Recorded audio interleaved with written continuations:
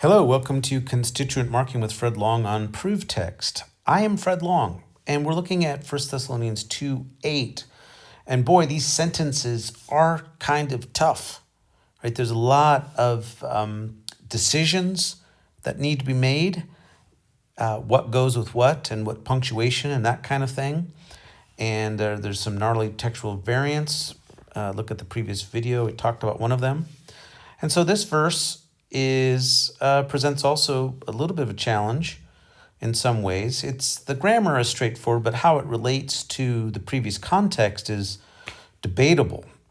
So I'll read it out loud first. Maybe I'll just make a translation of it too, and then I'll mark it up. So utos omiromeni umon evdokumen metadune umin u monon to evangelion tu theou, alat ke tas heaton psukas dioti agape ti umin yenethete.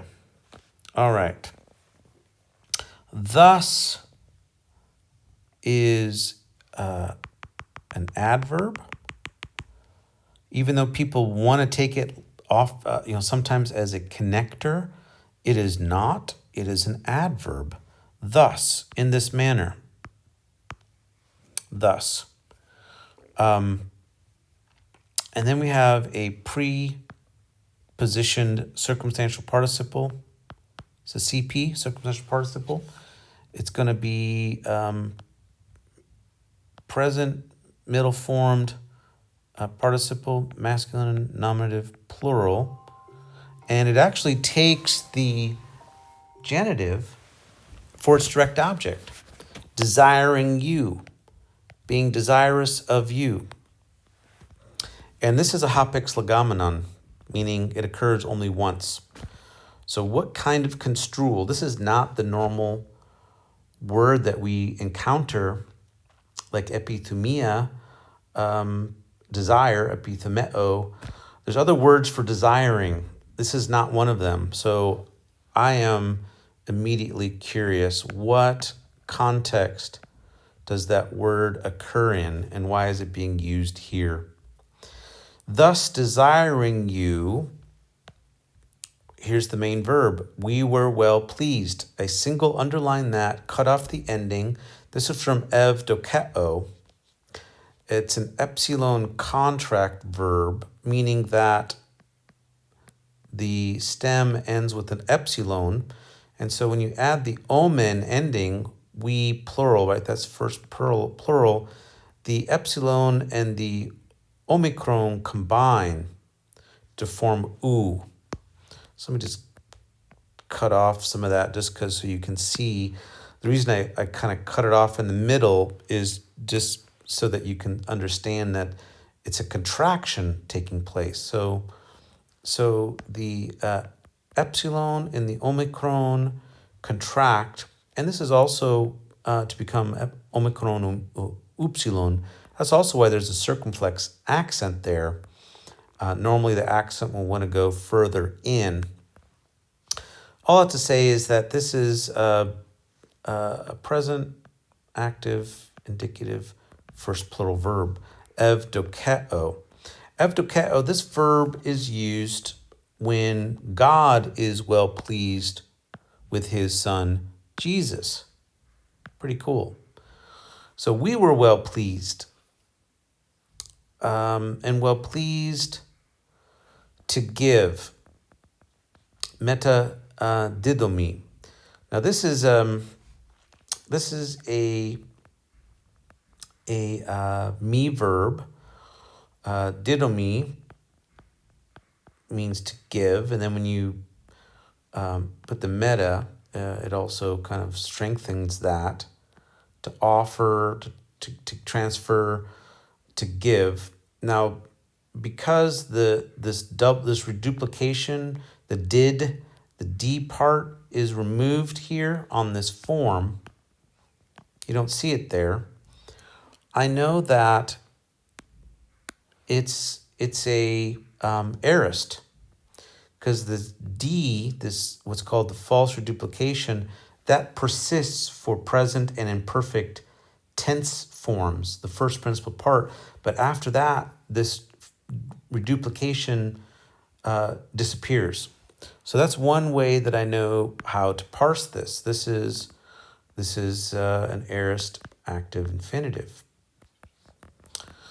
And I'm going to treat it like that this metadune is a complementary infinitive. We were pleased to give. Okay, so I'm going to single underline it and the verb that it belongs with. We were pleased to give to you. There's a dotted underline. That's a good indirect object. That's pretty simple. Now this verb to metadidomi, it's going to take an indirect object and the object. So the object is the gospel. So not only is an adverbial complex of ou and monon, not only. So that's what that literally means. Not only the gospel. So when I see a ou monon, it's a setup. It can be a setup often with Allah. And so in this regard, kind of this functions as a conjunction pairing, even though it's an adverb, but it is working with the Allah. And the Allah is the correction. But in this sense, the correction is further specifying what was added. And in this case, it's working with the ke. So this ke is also an adverbial use of ke. So not only, but also. So not simply, but also. And this may be implied, honestly, with Allah constructions, ukala. Ukala, not this, but this, may be implying not merely, but also. And sometimes it specifies that, and sometimes it's implied.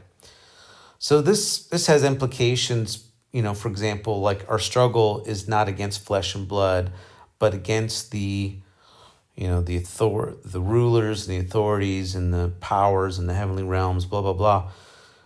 Well, that uses this construction without the monon, but that monon may be implied. And I could take you to some other places where it must be implied. So anyway, it's kind of interesting to think about. So in this case, there are two things that they gave. Not only the gospel of God, but also tas psukas, he auton, our own souls, our own souls. So Paul really is when he preached the gospel, he was engaged with his recipients and he loved them completely, devotedly. And he's trying to convey this across a letter and clarifying his motives and intentions as we've been seeing. And the reason for this is because he was kicked out. If you read the account in Acts, he had to leave the city prematurely. And so he's got some makeup work to do in terms of explanation. And so, he's really trying to clarify that here. And we see him working this. And then we get to a subordinating clause, dot, begun with a connector. And this is then substantiating why he was happy to give, and why he was desiring. Because he says, you became beloved to us. Wow. You became beloved to us. Now, I drew an arrow because my first instinct is that this is like a possessive idea. But I also put dotted underneath it because it's dative and it seems to be like a verbal indirect object with beloved having like an implied verbal kind of notion. And I'm okay, I'm going to leave it both ways because he became our beloved or beloved to us. I think there is a verbal sense to it. And here's this verb again, eyenethete, except this time it's second plural. We've been seeing this verb yenome used in first person aorist passive form. Here it's second person aorist passive form. And we struggled in the previous verses translating it as become. We translated it as came, like we came to you, we became to you, but it's talking about motion. But here, indeed, this idea of becoming is forefront. You became beloved to us. And I'm also just intrigued here because I mentioned that this well-pleased reminds me of the baptism of Jesus, and you are my son with whom I am well pleased. You are my beloved son with whom I'm well pleased. And now he's saying you were beloved to us. You became beloved to us. I'm wondering if this is evoking some kind of early Christian tradition of baptism. Like if he's using this term to indicate that a baptismal moment, that they were actually converted, and part of that conversion is recollecting the baptism of Jesus himself. Now I might be just overthinking this, but I'm seeing a network here of these two words, beloved and well pleased. And these are just really significant verbs and notions at Jesus' baptism and at his transfiguration. And this idea of being beloved seems to be particularly poignant because of the suffering that Paul's going to get into, which, for Jesus as the beloved son, he suffered. The parable of the beloved son in Luke's gospel, where God sent servants and everything to collect rent and the land back, and they killed them. And he says, surely they'll respect my beloved son. But in fact, they beat him and killed him. So the belovedness of Jesus is indeed linked to suffering. It is linked to the story of Genesis 22, where the beloved son of Isaac 3 times is called beloved. In the Septuagint uses agapetos, the same word. So I'm intrigued here. Yeah, I'm intrigued by what this may imply. All right, well, I've talked about the grammar here. We've marked up things and got some research questions. What's implied by this? And we've thought about it. So thanks everyone for watching and listening. I hope you found this helpful. Look forward to having you watch and listen next time. Take care.